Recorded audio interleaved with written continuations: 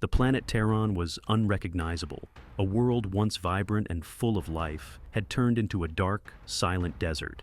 Amid the ruins, only 1% of living beings remained. Were they witnesses to a non-existent future or the last hope for a miracle? It all began 7 years ago, with a mysterious disease initially ignored, but slowly bringing uncontrollable destruction. The question echoing in the minds of the few survivors was inevitable. Was this truly the end, or was there something beyond the devastation? If the disease devastated everything and everyone, was there still a purpose to continue? Chris, a determined scientist, believed there was. He fought daily to find fertile soil, hoping it could restart life, even as each step was overshadowed by the constant threat of failure. But how do you fight an invisible enemy that destroys not only bodies, but also the very essence of the Earth? Chris scoured what was left of the lands of Aronia, a region once covered by vast golden wheat fields. Now, it was only an arid gray landscape. Using his portable scanner, he analyzed every piece of soil, searching for signs of fertility. During one of his searches, he found the body of an animal, a grim reminder of the tragedy that had swept the planet. Without hesitation, he collected a soil sample around the carcass and returned to the camp. The camp was an improvised refuge where Anna, his wife, waited for his return. Anna, however, was no longer the strong woman he once knew. The disease that had taken their son 7 years earlier now slowly drained her vitality. Despite this, Chris would not give up on her. He had developed an experimental plant capable of producing a partial antidote that slowed the disease's effects. Yet, time was not on his side. Back at the camp, Chris carefully handled the newly collected soil. He knew that to save Anna, he would need something much stronger. As Anna rested, he vowed to himself that the next day he would venture even farther in search of richer soil where his plants could thrive. When the sun rose, Chris and Anna set off together, even as her health visibly worsened. Each step through Aronia's wreckage was a challenge. During their journey, they found the body of another traveler, someone who, like them, sought a chance to survive. The sight was a brutal reminder of the inevitable fate awaiting all. Despite the emotional strain, Chris searched the traveler's belongings. All he found was an empty gun. As night fell, Anna suffered a sudden crisis. Wasting no time, Chris prepared a dose of the experimental antidote with the limited resources he had. It was at that moment that something unusual caught his attention, a faint light flickering in the distance. A spark of hope or another danger? He had to find out. The distant light froze them between hope and fear. On the desolate planet Terran, every decision carried the weight of survival. Chris gripped the empty gun he had found earlier, as if that harmless object could protect them. As they approached, his thoughts raced. Was this another survivor, or just another trap in the chaos? When they finally reached the source of the light, a solitary man appeared. He did not seem hostile, but in such a cruel world, appearances could be deceiving.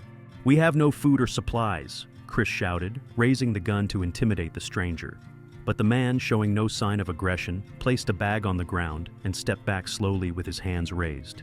"Eat, I don't want anything from you," he said calmly.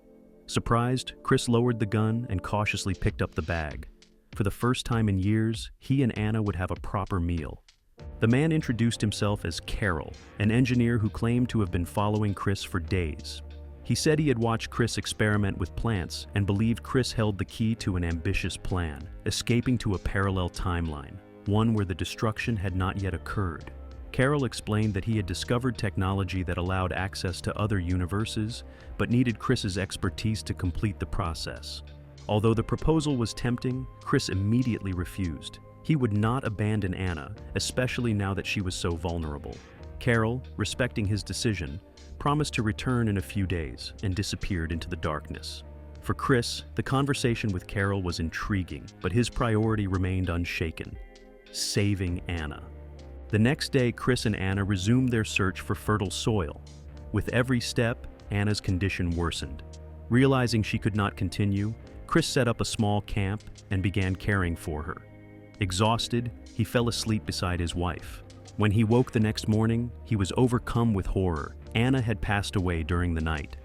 Overcome by grief, Chris wrapped Anna's body in a blanket and carried her to the nearby coast. That place, with the gentle sound of the waves, was one of the few spots that still brought any memory of peace. There, he buried her, his hands trembling with every handful of earth that covered her body. As he walked away from the grave, his distracted thoughts betrayed him. Without noticing, his foot was caught in a camouflage trap among the rocks. The metal tore into his leg, drawing a scream of pain. Immobilized and bleeding, Chris tried to free himself, but his strength quickly faded. Darkness consumed him. When he regained consciousness, he realized something was terribly different. The air was not heavy, but fresh and clean. Vibrant trees surrounded him, and in the distance he heard the sound of birds singing, something that had not existed in years. Chris staggered to his feet, his mind oscillating between confusion and wonder. He was in another place, a world where destruction seemed never to have happened. Chris observed the people around him, healthy and carefree. The idea of being in a dream haunted him, but the reality felt undeniable. Following an inexplicable instinct, he found a familiar building, the office where Anna used to work before the catastrophe. He entered hesitantly, his heart pounding. When he finally saw her, he froze. Anna was there, alive and smiling, sitting at the desk that had once been hers. But something even more disturbing caught his attention. Beside her, standing and talking animatedly, was another version of himself. Chris stepped back slowly, shock etched on his face. He didn't know whether this was a miracle or a nightmare. Chris couldn't take his eyes off the surreal scene. Anna, alive, and another him. His thoughts were in turmoil. Was this an illusion, a mistake, or something even deeper? Unable to face the reality before him, he hurriedly stepped away from the building without drawing attention. As he ran through the vibrant streets filled with life, the pain in his leg, injured by the trap, reminded him of his vulnerability. Each step was a challenge, but his confusion and fear pushed him forward. Yet, he wasn't prepared for what came next. Among the healthy and carefree people, Chris noticed a man walking strangely. He stumbled, and on his neck appeared familiar marks, the same ones the virus left on its victims. Chris felt his blood run cold. What could this mean? Before he could get any answers, the pain in his leg intensified, and he fell. His vision blurred, and everything around him faded into darkness. When he awoke, Chris found himself in a completely different place. The room was cold and sterile, illuminated only by the faint glow of monitors. Wires were attached to his head, and he was tied to a metallic chair. In front of him stood a familiar face, Carol, the man who had helped him days earlier. However, now there was something different in his expression. He looked serious, almost relentless. Carol approached and began explaining the truth behind everything. He revealed that he was not just an engineer, but a scientist from a parallel universe. His invention, a machine for traveling between realities, had been created to explore other worlds.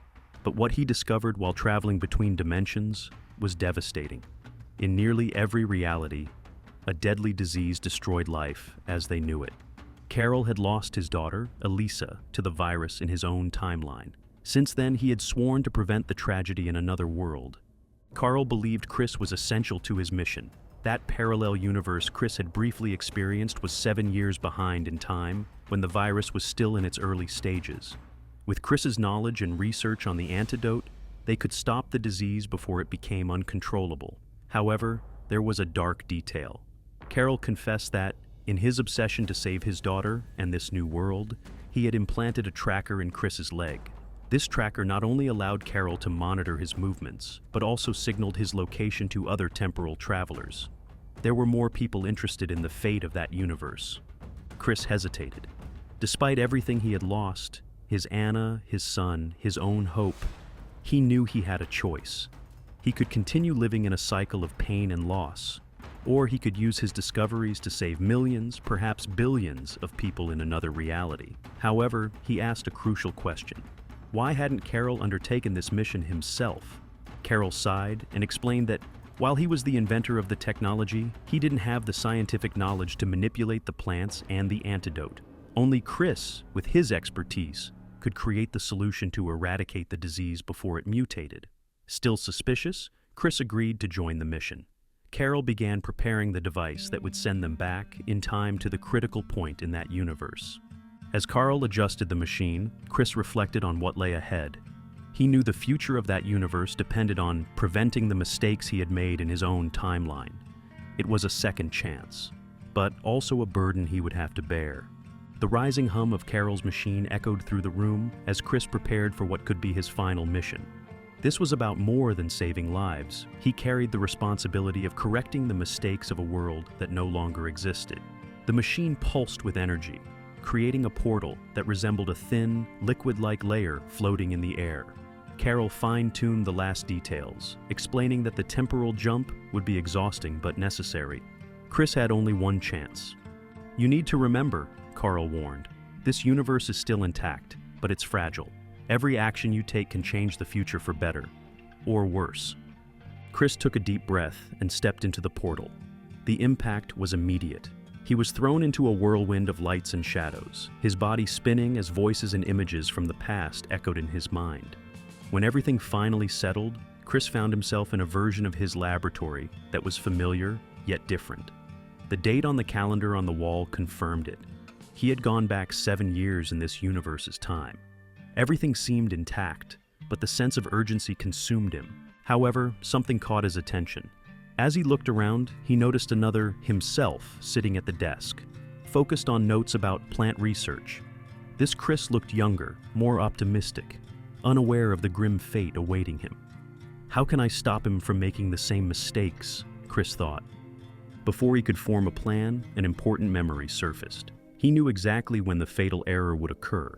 The moment his younger self would hand over his research to biotech, a corporation he believed would help fund an antidote on a large scale.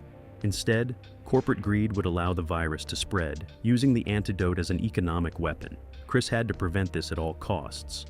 But how could he convince someone of something so absurd without revealing the truth? Chris opted for subtlety.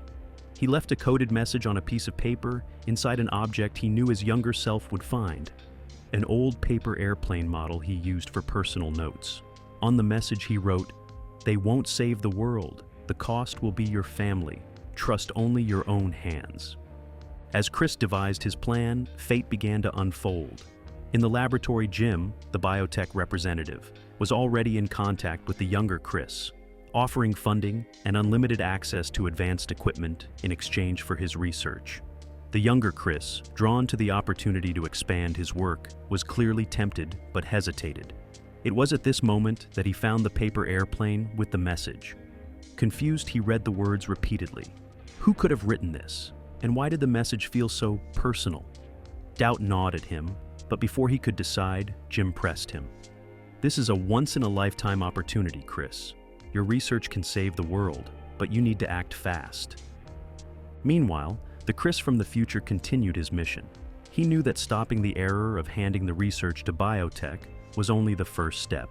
He also needed to buy time for the antidote to be produced and distributed before the virus began mutating. For this, Chris sought out Dimitri, the younger version of Carol in this universe. Convincing him would be critical. When he found him, Chris told Dimitri about the future he had already witnessed.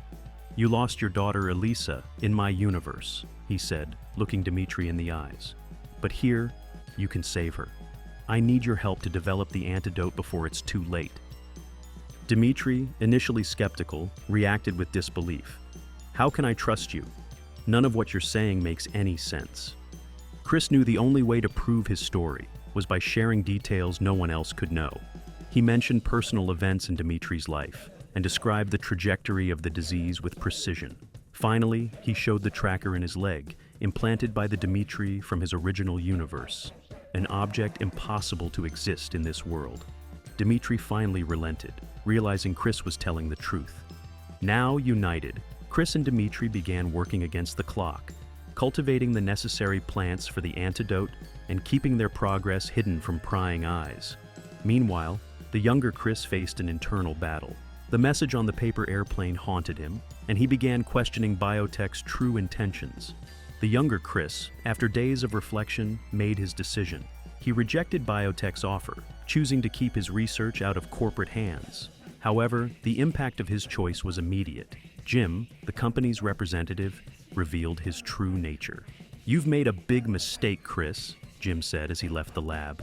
"We always have a plan B." Meanwhile, the Chris from the future and Dimitri worked tirelessly to develop the antidote before the virus could spread. Progress was encouraging, but the tracker implanted in the future Chris's leg posed an increasing risk. Carol from the original universe was tracking their every move. Chris knew time was running out. That night, as the younger Chris returned home, he found his wife Anna concerned. She had noticed his unease and encouraged him to share what was troubling him. For the first time, Chris spoke about the pressure he was under at work and mentioned the mysterious paper airplane. Anna, always insightful, said something that deeply resonated with him. Whoever left this message seems like they wanted to protect you. Sometimes the biggest risk is trusting the wrong motives. At the lab, the Chris from the future and Dimitri faced an invasion. Agents sent by Carol from another timeline broke into the building, determined to seize the antidote. The fight was intense. Dimitri, armed with whatever he could find in the lab, helped fend off the intruders, while Chris saved the most advanced vials of the antidote. When the invasion ended, Dimitri revealed a devastating truth. They weren't just after the antidote, he said. They wanted you, Chris. You are the key to Carol's plan. He doesn't just want to save this universe, he wants to control it. Chris realized the tracker in his leg wasn't just for monitoring, but also for transmitting every move related to the antidote. Desperate to protect the work that had cost so much, Chris made a drastic decision. With Dimitri's help, he removed the tracker from his leg, enduring excruciating pain, and used the device to lure Carol and his agents into a trap. Meanwhile, the younger Chris had a moment of epiphany. As he reviewed his notes and pieced together the enigmatic messages he had received, he realized he was being guided by a future version of himself. At first, the idea scared him, but it also gave him courage. If I'm the only one who can stop this disaster, he thought, I can't fail. When Carol and his agents arrived at the trap, Dimitri and Chris were ready. In a clever ambush, they managed to neutralize the intruders and destroy the equipment that could compromise the antidote. Carol, furious, confronted Chris for the last time. You think you've won? You think saving this world changes anything? The cycle always repeats, he shouted, before disappearing into the chaos. In the end, the Chris from the future realized his role was complete. He had ensured the younger Chris had the tools and knowledge to protect the antidote and prevent the disaster. Before leaving, he left one final message for his younger self. Don't get lost in what was. Build what still can be. With the antidote finished, Dimitri and the younger Chris began distributing it discreetly, keeping it safe from corporations and governments. Meanwhile, the Chris from the future, exhausted and injured, returned to the place where it all began, the coast where he had buried his Anna. He looked out at the horizon, knowing that although he couldn't save his own world, he had given hope to another. As the sun began to set, he closed his eyes, feeling peace for the first time in years. Somewhere far away, the younger Chris held Anna and their child close, determined to live the future that now had a chance to thrive. And so, the journey ends. The sacrifice of the Chris from the future not only brought the chance for a better world, but also proved that even in the greatest darkness, the human spirit can find a way to start again.